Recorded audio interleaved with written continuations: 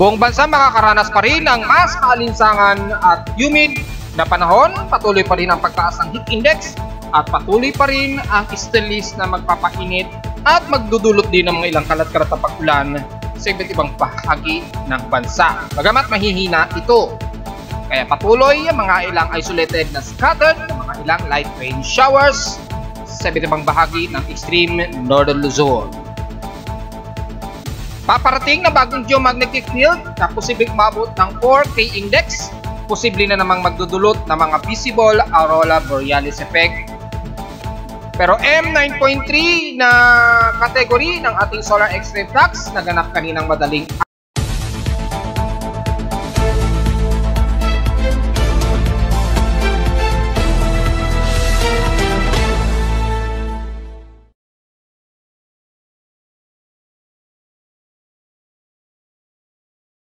Hello, good morning mga folks. Welcome po muli sa ating daily weather bulletin at analysis para sa huling araw ng March at Easter Sunday, March 31, 2024. Ang oras nating Voice Prime Umaga ay alas 6:36 na o 37 na ng umaga. Patuloy na maalinsangan na at napakataas ng ating heat index. Bagamat sa ngayon ay medyo drier tayo, pero asahan naman ang matinding alinsangan ang iiral sa buong bansa dahil wala tayong masyadong kaulapan na namamataan ngayon mula sa Luzon, Visayas at Mindanao. Pero patuloy na isalis ay pagdating ng hapon ay asahan pa rin ang mga posible pa rin mga light na scattered rain showers sa hapon o gabi. Kaya sa mga pabalik pa lamang ng Metro Manila, iingat po at huwag masyadong mag-dehydrate dahil patuloy pa rin tayo makakaranas ng ating current conditions, overcast, gloomy. Medyo haze tayo ngayon, despite na napakamalinsangan at napakataas po ng ating heat index na aasahan nitong maghapon. Sa lawas temperature na nitala ng weather station kaninang 5:47 AM, nakapagtala kami ng lowest of 25.4 degrees Celsius. Kahapon, nakapagtala naman kami ng pinakamataas na alinsangan na nasa 34.2 degrees Celsius. Kahapon ito ng tanghaling tapat at 12:14 PM. So, ibig sabihin lamang pananatiling napakataas ng aming heat index kahapon na nasa 47 degrees Celsius ang aming init pandama. So, take note yan mga folks, maging ngayong araw. At kung tatabi natin sa heat index ni Pag-asa kahapon ng March 30, nangunguna sa may pinakamataas na alinsangan ang Dagupan City sa Pangasinan na nasa total of 44 degrees Celsius and the rest ay naglalaro na sa 43 degrees Celsius hanggang 42 degrees Celsius at ilang bahagi dyan sa may Region 6, sa may bandang Western Visayas at ilang bahagi sa Central Visayas at dyan sa bahagi ng Ilocos Region, kasabay nga po ng Dagupan at dyan sa bahagi ng MSU Ilocos Norte din. At sa ating peak extremes in past 24 hours, nangunguna naman sa maalinsangan, ito tigagaraw na naman na nasa 36.6 degrees Celsius ang graming init sa kanila. At asahan natin na patuloy yan hanggang sa susunod na araw na maglalaro sa mga matataas na temperatura. Sa lowest temperature sa Baguio City, nasa 18 degrees po ang kanilang lowest temperature. At sa Borongan Eastern Samar naman, ang pinakamaraming inulan sa kanila at least 21 mm. Asahan din sa maghapon, ang posible pa rin iulanin sa silangan, lalo na patuloy ang ating stalis. Kaya yung accumulation ng water condensation sa hapon ay mataas po. Kaya asahan ang mga scattered isolated showers. Well, masasabi natin maganda yan at least mapapawi ang tinding ng ating alinsangan pagdating ng hapon just in case.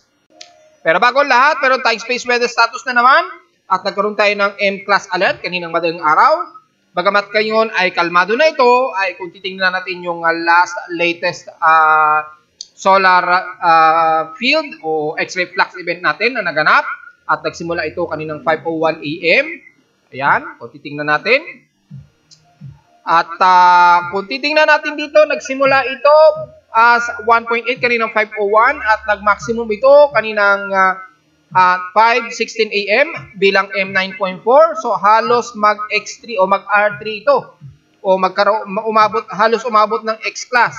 Buti naman at nagtapos ito bilang M7.3 kaninang 5:21 AM. At bahagyang nagtuloy-tuloy ito kaninang 5:31 AM. At yun nga po at 5:39 AM ay nasa M8.0 ito naglalaro. So at least muntik na, umabot ito ng X category na naman. At kung titingnan natin, bigla itong pumalo, bigla ng bandang madaling araw, mga 5:19, ayan, nag-maximize ito.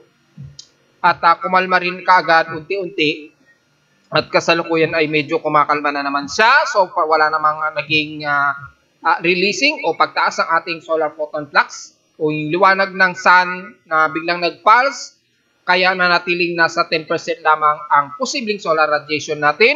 Pero yung ating radio blackout ay medyo mataas at 65%, kaya may mga posible pa ring potential na mga minor to moderate radio blackout. Maging kahit na yung regions ng AR3615 masyado na itong lihis, malayo na o hindi na masyado nakatutok sa atin sa Earth. At kung titingnan natin sa ating sunspots, ay napakalayo na niya at hindi na masyado nakatutok sa Earth. So yung coronal CME na lamang ang maaaring mag-influence sa atin sa Earth. Sa ating latest na daily sunspot, so far maliit at 60. So medyo makakaranas lamang tayo ng mga ilang-ilang potential na mga key index na unsettled. Ayan, nakikita natin sa forecast. Mula posibleng kung titingnan natin ngayong araw, so far hanggang unsettled, hanggang April 2, na posibleng magkaroon tayo ng unsettled, at April 3, magkakaroon din tayo ng posibleng unsettled geomagnetic field. So, ganun lamang ang medyo mararamdaman natin at medyo madidistort lang mabahagya ang ating magnetosphere. Ayan, kitang-kita natin, nag-distort na nga.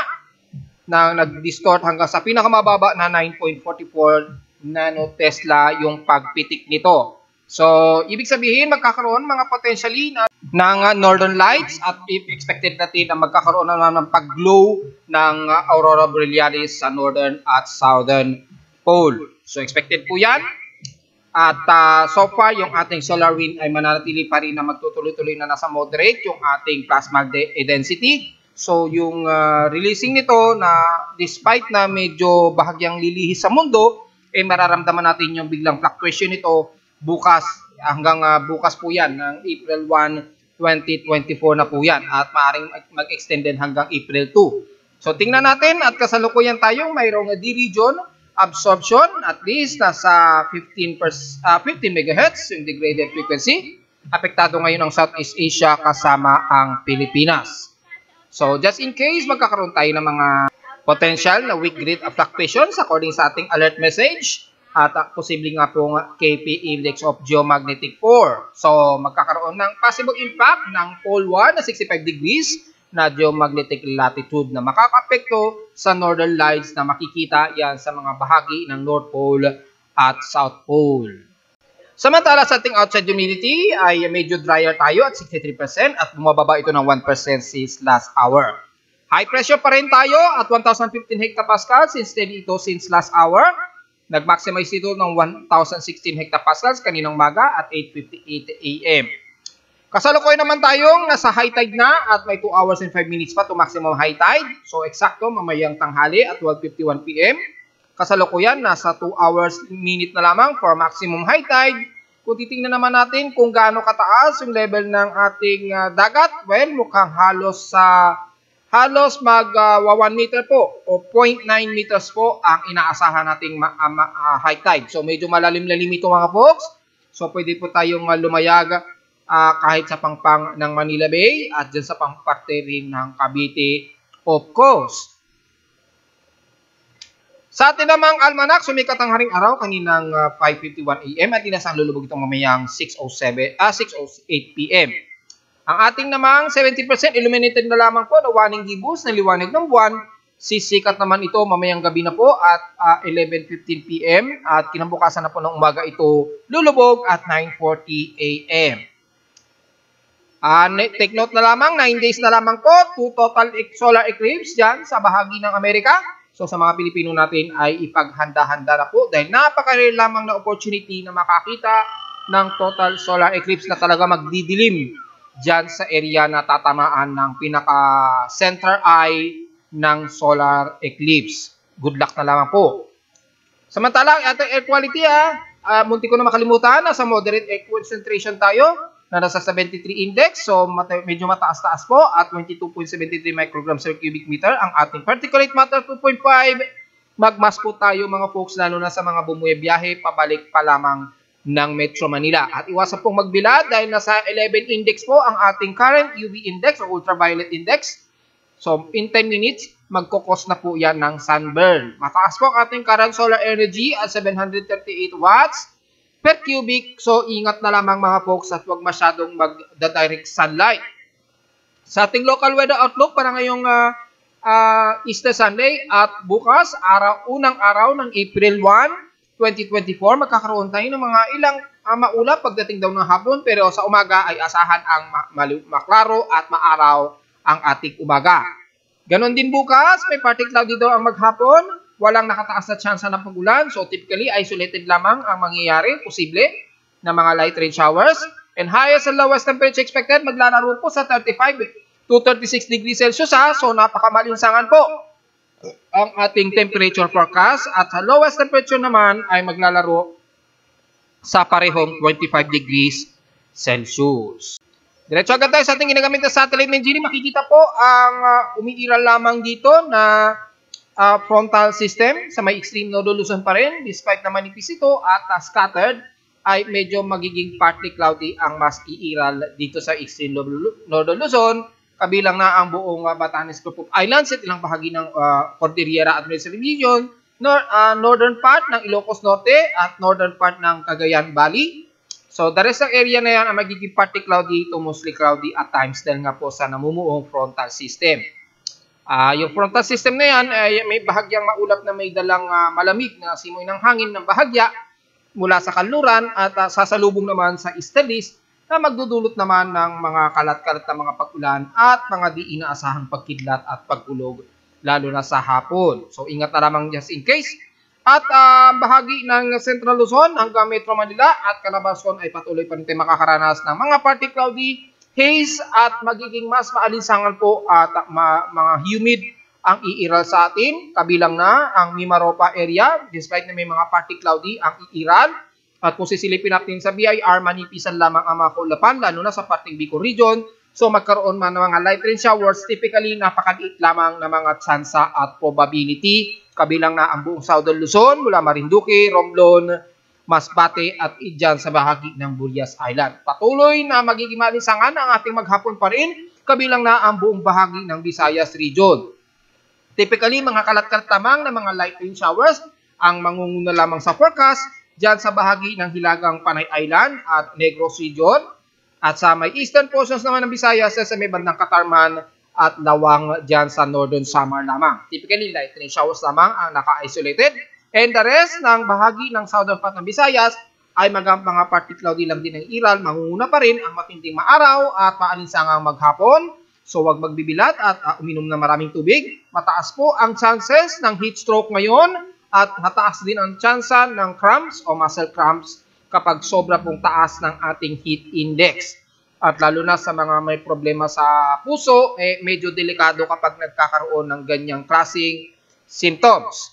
Sa may Mindanao naman, mula sa silangang bahagi ng Surigao del Norte hanggang sa bahagi ng buong Caraga at Compostela Valley, partly cloudy lang din ang iiral pero mangunguna po ang mataas na alinsangan dahil kung sisilipin natin ang Himawari 8 ay maninipis lamang ang mga kaulapan nito na iiral sa buong bahagi ng Mindanao. So patuloy po tayo makakaranas ng maalinsangang panahon. Magkaroon man ng isolated rain showers sa buong bahagi ng Caraga, lalo na sa hapon ay typically maliliit lamang na tsansa ng mga light rain showers maging sa buong bahagi ng Compostela Valley at Davao Region. Pero pagdating sa kalurang bahagi ng Mindanao mula sa Zamboanga Peninsula, BARMM at Sorsogen ay magiging mas maalinsangan ng ating maghapon at patuloy ang matinding heat index. Napakataas po. So, ingat na lamang kung masyadong mag-dehydrate. Inom lang din po ng maraming tubig dahil maghapon po itong mga folks. Magkaroon man din ng mga isolated, mababa lamang ang tsansa ng pag-ulan na nasa 10% lamang. Kaya kung pumasok man yung 10%, light rain showers lang na napakasaglitan lamang. Kaya medyo baliwala po ang magiging pag-ulan. Kaya ma-generally sa ating buong bansa ay mas mataas po ang ating aasahang heat index sa maghapon at alinsangan mga folks. Samantala sa ating binabantayan sa may bandang West Pacific Basin, dito sa may bahagi ng Marshall Islands, medyo tumaas po ng probability yung current tropical cyclone forecast predictions natin na nasa 40 to 50% ang tsansa. Bagamat sa susunod na 24 oras, maaari pa itong mas bumaba ng maglalaro lamang ng 60%, pero yung ating anomaly ay mukhang aabot pa ng more than 50 to 60%, pero napakaliit na portion at maglalaro ito sa 40 to 50 o to 60% sa loob ng 24 oras. Well, titingnan natin kung ito ay tataas at magkakaroon ng upward low convection at kikilos pa kanluran. Dahil naipaliwanag na natin kahapon ang posibleng yung steering environment nito ay hahawiin ito medyo bahagyang pakanluran. So, maaring kumilos ito pa west-northwestward at maaring bumungad ito sa atin sa loob ng ating Philippine Area of Responsibility. Sa ngayon, base sa ating global spectral model ay napaka-insignificant na maging isang ganap na active low pressure area ito sa ngayon. Pero kung pagbabase natin ang convergence ay bahagya nga pong mataas pa rin, naglalaro sa 22 kilometers per hour yung shallow circulation nito. So, anytime pwede itong pumino at pumulido ng kanyang Coriolis effect or maaaring mag-scatter lamang bilang isang shallow low pressure area lamang. Dahil nga po ay mananatili pong mataas ang ating atmospheric pressure dito sa may bandang silangan ng Mindanao na naglalaro pa rin sa 1,012 hectopascals, kaya maliit pa rin ang tsansa nitong maging isang active na bagyo bago ito lumapit ng bandang eastern o southern part ng Mindanao sa susunod na buwan. So tingnan na lamang natin dahil napakahilaw pa yung ipinapakitang forecast nito. Pero sa GFS, aktibo itong lalapit at posible pa nga daw itong magiging isang active low pressure area according kay GFS. Pero kay ECMWF ay makikita natin shallow trough lamang ang sa ngayon na nakikitaan nito. Maging kay NAVGEM at ICON ay medyo shallow trough lamang ang pinapakita nito sa ngayon. So medyo mahilaw pa at napakaliit pa ang tsansa nito na maging isang active low pressure area sa ngayon. Titingnan natin siya between ngayong huling araw ng March hanggang April 7, 2024 po. At titingnan natin yung range na yan, kung magkakaroon ng improvement yan at kung sasabay yung mga computer models na tumaas ang probability na magkaroon nga tayo ng isang active low pressure area. So ang range yan hanggang April 7, 2024 yan mga folks, para mabantayan natin. At sa pag-alon ay medyo mataas ang pag-alon sa bahagi ng Eastern Mindanao at Eastern Visayas. So medyo ingat na lamang at medyo bawal po munang lumayag sa mga maliliit nating mga mangingisda dahil nasa around 1.25 meters naglalaro yung taas ng alon. And the rest ng bansa ay mukhang kaya naman dahil at least 0.5 meters yung medyo pag-alon sa buong silangan ng bansa at extreme Northern Luzon sa baybayin. Ingat na lamang ingat na lamang po, lalo na sumasabay po ang hangin mula sa hanging silanganan na magbubugsod po ng mga ilang gale force winds na kung titingnan nyo kay Pag-asa ay naka-indicate po yan sa kanilang report at hindi na natin titingnan.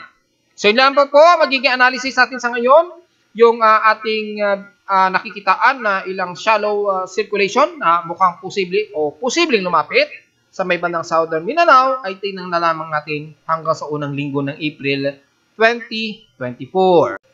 Sa ulit din since huling araw na po ng March bukas pa po ako magpo-post ng pinaka-latest update para sa monthly na total ng earthquake natin sa Pilipinas for the month of March. Dahil patuloy pa rin tayo na nakaka-receive ng kahit mga mahihina hanggang moderate na mga paglindol. Gaya nito, since 12 a.m., so far wala naman tayo nakikitaan pa na magnitude 4.0 pataas, pero marami-rami na rin mga naitalang paglindol sa iba't ibang bahagi ng bansa.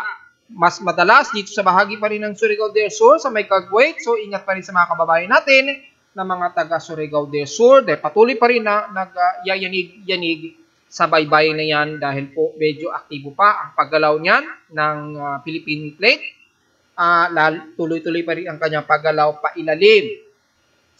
And so far, kung titingnan naman natin yung historical earthquakes natin for the month of March, mula March 1 hanggang huling araw, ngayong araw, pero bukas pa po tayo magpo-post ng pinaka-finality dahil madadagdagan pa kasi ang mga paglindol ngayong araw bago maghating gabi. Sa ngayon, ang total earthquakes natin ngayong March, kung bibilangin natin, ay nasa total of 1,138 earthquakes na po. 1089 dito ay magnitude 2.0 pataas.